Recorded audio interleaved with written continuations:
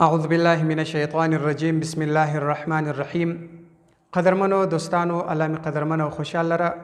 د انګلیسي دریم سبق دی. په تیر سبق کې می د ای بی سی اوازونه درته ویله چې ای بی سی داسې اوازونه لري. دوستانو په دې سبق کې ای بی سی پر درې قسمه باندې درته بشم. د ای بی سی حروف د ای څخه تر زیډ پورې دا کم حروف چې دي دا پر درې قسمه باندې درته بشل کیږي. یو قسم چې دی د دې څخه واول جوړیږي، دویم چې دی هغه سیمې واول جوړیږي، دریم چې دی کانسوننت جوړیږي. دا ګر درته ښیم. تاسو به دا وایئ چې واول څه دي، سیمې واول څه دي، کانسوننت څه دي، دا موږ نه پېژنو. دا به ډېر اسانه در باندې وپېژنم. په دې بستۍ ډېر ښه سر خلاص شي انشاءالله. واول چې دی واول دی مثال لري لکه په عربي کې حرف علت. حروف علت چې په عربي کې څنګه راځي د چیز دپاره استعمالیږي، یعنی چې یو شي ته زور ورکوي، زیر ورکوي، پیش ورکوي، دغه چې دی دا حروف علت دغه استعمالیږي. خو دلته په انګریزي کې دغه واول حروف استعمالیږي. دا یو.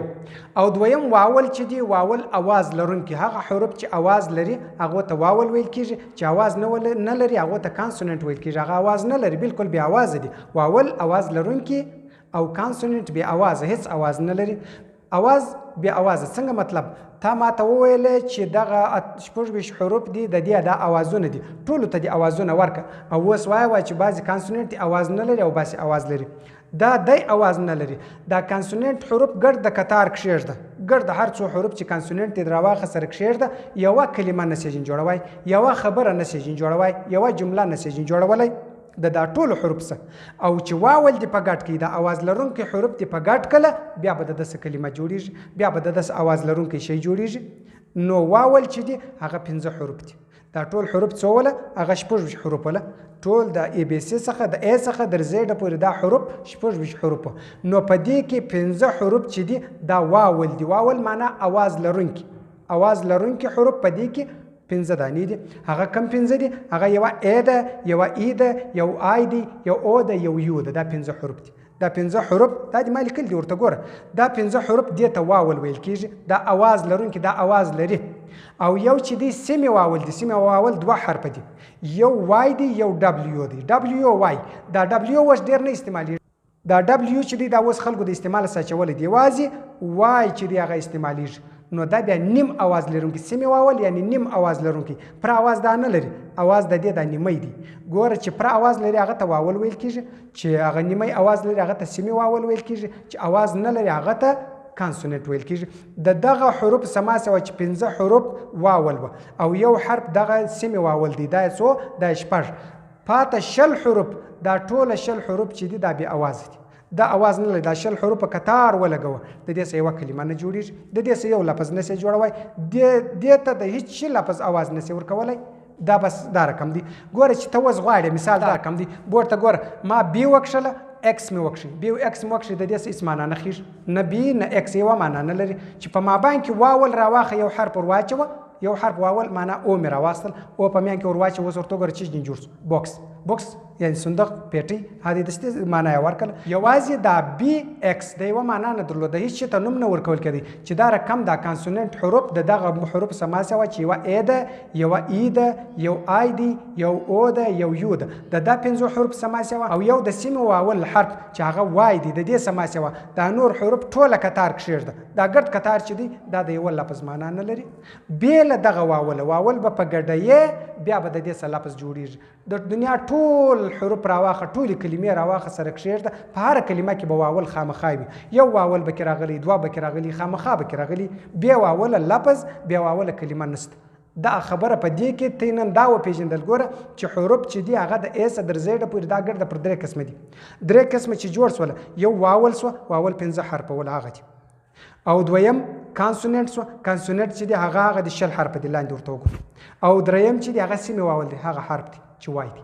دغه 3 قسمه سوه. دا 3 قسمه به تی په ذهن کې کښېږدئ چې دا مې زده کړله، په راتلونکي کې تاسې کولی شئ چې کلمه اسانه جوړ کړئ. کانسوننت یوازې چې کانسوننت پروت وي دا د هېڅ اواز نه لري. دا بې اوازه څوک دی؟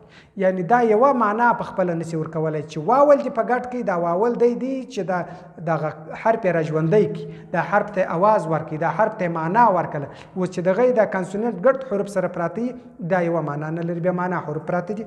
او چې واول دې په ګډ کړي دی معناداره جوړ اوسي لکه دا اوس بوکس دی دا د بې معنا حرف ولو خو چې دا یو او یې په میان کې ولې به دی د دې سه معناداره شی جوړ کړي فی ان دی فی ان دا د بې معنا پروت دی هېڅ معنا نه لري پی چې ته وایي ان چې ته وایي دا خو بې معنا دوه توري دي دواړه ویل کړل بې معنا او راسه اوس په میان کې یو دانه واول ور واچوه چې پن جین جوړ پن قلم ته ویل کېږي دستې به ستا سر په خلاص چې او دا یو ای دې ور واچول په میان کې دې ور کښېښول او دونه فرق یې وکړي دستې معنا جوړه سو ګوره پی خپله بې معنا ان خپله بې معنا چې په میان کې ای ور ولوېدل پن جین جوړ سو پن قلم ته ویل سو دستې بس کار وسو نو دوستانو دغه درې قسمه تاسې باید په ذهن کې پوره راولئ دغه درې قسمه باید تاسې زده کړئ چې دا مې زده سو په راتلونکي سبقانو کې به تاسې ته د اول سبقان هېڅکله خوند نه کوي په وجه د دې خوند نه کوي چې خبرې یې ساده وي ابتدا وي نو ابتدا د سبقه ګډ دومره بې خونده وي نو خوند به سوکه کوي چې تا دلته ای بي سي زده کړله د ای بي سي اوازونه دې زده کړل او ای بي سي دې وپېژندل چې دغه رقم قسمونه لري اوس به نو ته سوکه په نورو سبقانو کې بیا په ورګډېږې